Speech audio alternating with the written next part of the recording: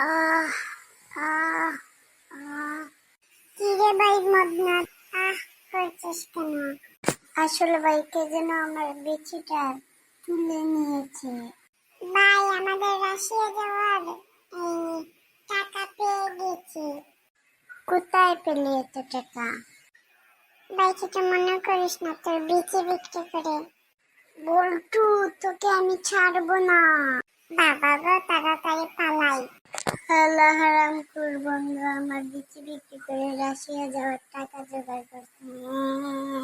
এখন আমি বাসায় যাই, আর কি করার। তো গাইস, এখন আমাকে মদনার জন্য নতুন একটা বিচি কিনা লাগবে।